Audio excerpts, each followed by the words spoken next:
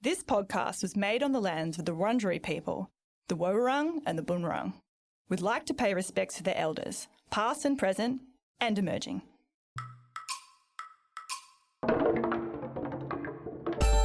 From the Melbourne School of Psychological Sciences at the University of Melbourne, this is PsychTalks.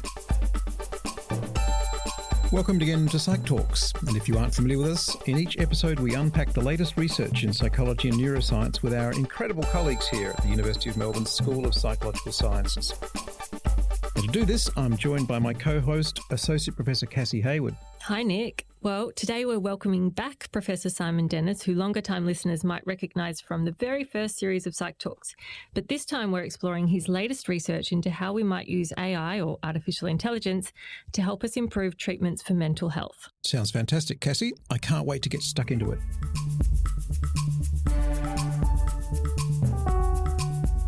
Welcome back to PsychTalks, Simon. Thanks for having me. Simon, you now have about 30 years of experience working in AI, but let's start at the beginning of your journey. Yeah, so I should admit from the outset that my PhD was in computer science. I'm very sorry for those who are offended by that. It's been a long journey, so I've been in many psych departments around the world and found myself as a head of School of Psychology in Newcastle for a while. But it's really just in the last year or so that I've started to think about how can I meld my understandings of AI and how, in particular, large language models work with kind of mental health, and to utilise that in a way that's helpful for people. So, Simon, outside of your research within the academic space, I believe you're also building a application for wider use. Do you want to tell us about that? Yeah, so we've incorporated a company called Mental Health Hub, and so this is a joint exercise with Caitlin Hitchcock and Michael Diamond. And what we're trying to do is to build, I guess, the starts of a system for mental health support agents is how I'd like to say it. I think while I'm sure there's a large number of people who couldn't imagine going to replace a human therapist with a bot, I think there's also another large group of people for whom talking to the bot is less intimidating than talking to another person. So, it may well be that we're able to bring those people into the fold, I guess, of mental health support in a way that they wouldn't have otherwise been possible. So in the first instance, what we're doing is trying to think about things like cognitive behavioural therapy exercises. So trying to cut off the low-hanging fruit, I guess, and think about how can we improve the rates with which people complete those exercises. Estimates vary, but some people think that it's around about 20% of people who actually complete the exercises that they're asked to do by their therapists. So I'm talking about like pencil and paper exercises that a therapist might ask give them to do but a in human between. Therapist. Yeah, but a human therapist would ask people to do them, yes, but they wouldn't be there with them doing it. This would be the homework that they're doing in between sessions. Yeah. So we're kind of thinking, okay, can we increase the rate at which people complete those exercises? But then what we're hoping to do, we do have kind of pretty wide ambitions, and we would like to ramp it all the way up at some point. One of the things I would just like to emphasise is that we never kind of see the bot as being a replacement for therapists. What we're very focused on is how do we fit into the whole ecosystem here? We know that the demand for therapy services way outstrips the supply, and so I think there's a lot of scope for us to kind of help. In the first instance, we're focused on the kind of mild to moderate depression and anxiety kinds of areas where the consequences are kind of not as severe as they might be in more complex cases, and also the challenge is not quite so severe. So I heard you use the expression CBT then, Simon. Can you just clarify what that stands for and what it is? Yeah, so it stands for cognitive behavioural therapy, and it's the style or approach to therapy, I guess, that we would say has the largest evidence base. So in terms of being efficacious, that's the one that most people point to and say that's the kind of gold standard, I guess. Of course, there are many other approaches and other approaches have evidence bases as well, but that's the one that people would be most comfortable saying, yes, absolutely. Do you know anything about what type of person would prefer talking to a bot? Is it an age thing? I know a lot of younger people, would not want to talk to a real person but would very happily interact with a bot? Is it an age thing or is it a personality thing? I suspect it's an age and gender thing. Yeah. So yeah, definitely the younger generations, they're just used to being on their phones. We actually provide our service through Facebook. So it's basically like talking to someone else on Facebook. So I think that's part of it. You know, we see a big gender gap in terms of uptake of traditional therapy. And so, you know, we suspect that part of that is to do with the way that males feel about sharing with other people. So is that females are more happy to talk to a real person and males will? Yeah, so females much more likely to engage with traditional therapy. Mm-hmm. Yeah. So for those of us who are still living in caves like myself, can you tell us more about the actual technology and how it works? And what is the nature of the delivery? Is it text? Is it voice? How's it going to look? Yeah, okay. So there are many levels at which I could describe the technical components, but let me just say that essentially what the computational model is doing is just doing prediction. So it's getting the words that have already been said and it's just saying what's the next best word to say, and just keeps chaining them together that way. So the real advance that has occurred over the last 5 or 6 years has been in the way that we understand how to find the relevant information in the context that has appeared before. So previously there was a lot of attention on just the very last thing that was said, but often it's the case that it's information way back in the past that's relevant to making the current decision. So that's kind of the technical advance that has occurred. In terms of the way that it unfolds, so our bot is focused primarily on text. And so, as I said, we're operating through Facebook and so forth. So it really is literally a set of texts that come to you. But obviously there's all kinds of possibilities now, right? So we're seeing voice becoming very proficient. We're seeing a lot of stuff happening with image generation, also video and ongoing understanding of visual input. So, you know, I think the sky's the limit, really. Yeah. One of the early criticisms of text-based analysis was that computers couldn't understand irony or sarcasm. Working in an Australian context, I imagine sarcasm is something that you need to understand from if a patient was talking to your bot and said, yeah, I'm fine, but you as a human could understand that that person was using that sarcastically. Does your bot pick up on those sorts of language elements? Elements? So I think there's two kind of answers to that question. The first one is that with these large language models, the understanding of irony and so forth that you can get from the text, that's not really an issue. So they're perfectly capable of doing that. They're picking the statistics out of the environment, and as long as those elements are in that statistical environment, they can capture it. The other issue that you were kind of alluding to, though, is that often that information is coming through intonation or something like that, not just the content of the text, correct, right? Yeah. And so that's where there's still quite a bit of work to be done, because obviously you've got to have the verbal stuff first before you can do that. A real therapist is using the non-verbals as well to make determinations about, and so obviously you're not going to achieve that through a text interface. So, you know, I think that's a little bit further off. You know, I think realistically it's going to take us a while before we're going to be there, but you know, we're making progress. Progress has been much faster than anyone anticipated, I think. So what would the advantages be as this develops further, as it gets better at detecting all sorts of complexities, you know, interpersonal and emotional? So there are really quite a lot of reasons that you might want to do this. If you think about the demand versus supply, so way more demand than there is supply in terms of therapy services, to the extent that we can use these mechanisms to really kind of ramp up the total amount that's available to people, I think that's a really good thing.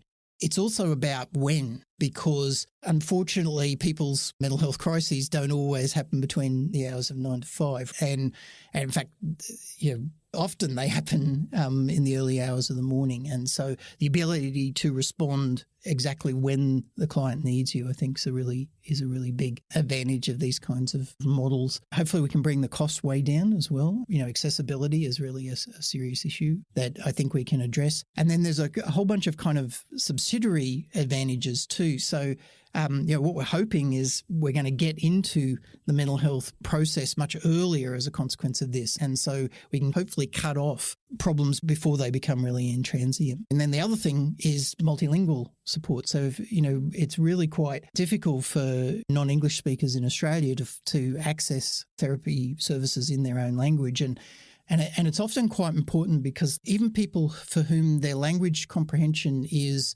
sufficient to kind of get around in everyday life, so they can go to the shops and all that kind of stuff and kind of complete their activities of everyday living. When it comes to therapy conversations, it's often very nuanced and they really struggle with those more nuanced conversations. And so, if we can kind of meet them in their own language, I think there's got to be advantages there. So lots of reasons why we're so super excited about trying to make it happen. The pricing thing is interesting as well, isn't it? Because on one hand, you could say, I want to pay to have my problem solved, right? Whether it's being solved by a human therapist or a bot, I'm paying for a resolution of my issue. But on the other hand, you can see that people would feel weird about paying as much for a bot therapist as they would for a human therapist. So where do you stand on the kind of pricing for bot therapy? Yeah, so it's interesting because, one of the things we've been doing in the company is trying to query people about this and see, what are their kinds of attitudes. And, when we first came in, we thought, we had dollars in our eyes and we were thinking, if a therapy session's going to be $280 or $250 for an hour, how much can we charge? But what became apparent pretty quickly is that that's not the way that people think about it. So they actually think about the therapy more like kind of Spotify or Netflix or something like that. And I think that kind of embodies, well, firstly, that it's a bot, but also the different way that they're thinking that they would use it. So it wouldn't be so much, I've got this deep problem that I'm going to, work through in a detailed fashion the way I would with a human clinician, but more, I want to engage with a service that's going to kind of promote that mental well-being just in general, I guess. And so it's a different kind of objective, I think. And so that's one of the things we're trying to come to terms with in the company at the moment is what do people really want from us? So more like a subscription service that you just have and then you can talk to your therapist bot kind of whenever you want, rather than thinking, okay, Thursday, 4:00, I have my session, right? You can just pick it up at any time. That's right, yeah. So we're trying to do cognitive behavioural therapy. How do you adapt that, session-based approach that as it's usually applied to this situation where people, might do 2 or 3 interactions now and then later in the day they do another couple of interactions and so forth, and then they might go for a week without doing anything. And one of the things we've been focusing on lately has been these kind of check-ins. So how do we just spontaneously check in with people and understand, what kind of questions should we be asking them and that kind of stuff. So having the bot prompt the person rather how you're feeling. Than the other way around, yeah. If I had to guess, I think that's going to end up being one of the key pieces of it, because obviously that's difficult for a clinician to do at scale, but we can do quite a lot of, and I suspect that's what people are really going to start to look for. And I think your point around getting in early before things kind of really spiral out of control is such a fascinating way of looking at the advantages of these bot therapy technologies, and that if you can get in before, and I don't know what the current waiting lists are, but it's a substantial amount of time when you can make a booking to get in to see a therapist. Yeah. And, in that time, obviously things might be spiraling out of control. So having a bot that can step in, even if it's only kind of keeping things stable until if you need to kind of progress to see a therapist. But this idea of kind of just checking in every day or whenever you're feeling the need, I mean, that's just fascinating from a research perspective too, to see like these small doses of therapy versus one big dose over the week. Yeah, some people are somewhat skeptical about how effective therapy just is in general, like human therapy. And so you can think about, well, why might that be the case? We've been studying it for a while. We're, lots of people are interested. And it may well be right that it's nothing to do with, our understanding or anything like that, but it's more to do with just the logistics. That if you can't get to people fast enough, it doesn't matter how good you are. I mean, I don't think that's everything, all of it, but I think that could be an important part of it. this all raises the issue of, what do actual clinicians think about this? Are they worried about competition? Do they think it's going to be a really good supplement? If so, are they being naive? Tell us. So we've actually been doing a project where we've been going out to clinicians and collecting their opinions. Overall, the clinicians are basically right on the fence. So the mean is exactly in the middle of the scale. And I think a lot of that's driven by them not having a real good understanding of exactly how the technology works and so forth. So I think there's going to be a big education component to it. The concerns that they have are perfectly understandable. So privacy and security is a real key one. And when you look at the use cases, they're very interested in using it to produce case notes and using it to help them with their research of the literature to make sure that they're across what they need to be for this client. What they're most concerned about is straight counselling, and they're understandably concerned about when you get complex case formulations and so forth. And they're worried about the kind of regulatory frameworks and where we're at in terms of the regulatory frameworks. So obviously, as a clinician, there's a lot of regulation that goes around being a clinician. That all still has to be put in place for these bots. The Therapeutic Goods Administration is the organisation that would be relevant for that in this case in Australia. And so we're very interested in starting to work with them to talk about, how do we go about regulating these things? One of the things to be clear about here too is that we're specifically talking about generative AI as opposed to AI in general. So generative AI is when you're actually creating the, text in this case, kind of fresh on every occurrence, right? So there's a bunch of products in the market already where what they're doing is they're using AI, but there's a kind of library of possible responses. And what they're using the AI to do is to choose from that library. And those have been demonstrated to be quite efficacious. But obviously there's a ceiling to that because you're talking to specific individuals, and so it doesn't know about that particular person the way that the generative AI does. But there's also a risk because if you've got a library of things you're choosing from, you can just go through and make sure every single one of those is okay to say. Whereas with the generative AI, it's coming up with its own responses.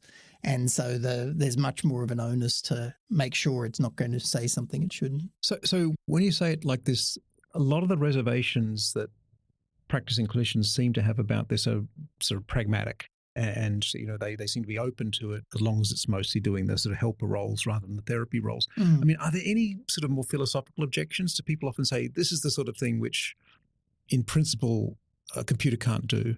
These are the sort of things, that I'm not endorsing this. I'm just saying I'm sure people of my generation would say therapy is this mysterious connection with another human being and you couldn't possibly mechanize it through a computer. And surely, library or not, to use your last metaphor, all the sensitivity, all the reading I've done, all of the therapy I've done, all of the deep thought I've gone to, surely that can't be replicated by some sort of machine. Do you get that kind of reservation as well? Yeah, absolutely. We do. Perhaps not quite as much as I had anticipated when I first started. Like I thought, a lot of people would have that reservation, and there's certainly been some, but it hasn't been a dominant response. I think it makes a big difference once people actually do interact with it and see it operating, particularly the newer ones. There are just some things it does and it's like, wow, that's really, really remarkable. But, by the same token, I don't want to give the impression that everything's solved, right? So we're doing a lot of work at the moment thinking about, what is the clinician doing? So there's this whole approach to generative AI called chain of thought prompting. And so what chain of thought prompting does is it says, before actually producing the response, tell me what you would think. And so there's demonstrations that this makes a huge difference in terms of performance in general in generative AI. So what we've been doing is taking that lesson and saying, okay, let's think about, what's a clinician thinking as they're going through to produce a response. And so we're trying to build that in. And so now you can kind of see some of that, and that definitely increases the quality of the responses. But we've still got a long ways to go with that. So I think they're right. There's right to be some of that objection, but I don't think it's an in principle issue, but it's certainly we're not there yet. So. And I think a lot of our listeners would have played around with some generative AI and asked questions of ChatGPT or whatever model they use and see both some really impressive answers, but also some that are just clearly wrong. How do you make sure that the model is going to say the right thing at the right time to a patient? So there are different things that can be right and wrong about a response. So the most dangerous thing is if it says something which might lead a client to do something, dangerous to their health, right? And so what we've done is we've developed a whole bunch of cases, safety cases. And so before our bot goes out, we run all of these safety cases, see how it's responding, how the latest version's responding, and that's all automatically marked. And we go through and look at the responses on those to make sure that, it's not advocating the use of illegal drugs or, advocating self-harm or all of those kinds of things.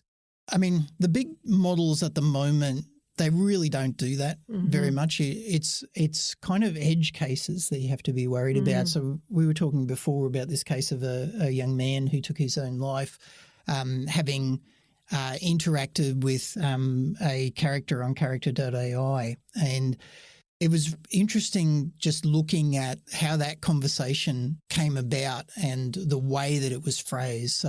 So for a start, there was no mention of suicide or self-harm or anything in that conversation. It was all framed as, I'm going to come to meet you, for instance. So he'd basically fallen in love with this character AI who was pretending to be, I think it's Daenerys from Game of Thrones. And so he'd fallen in love. She was dead, so he wanted to come and join her.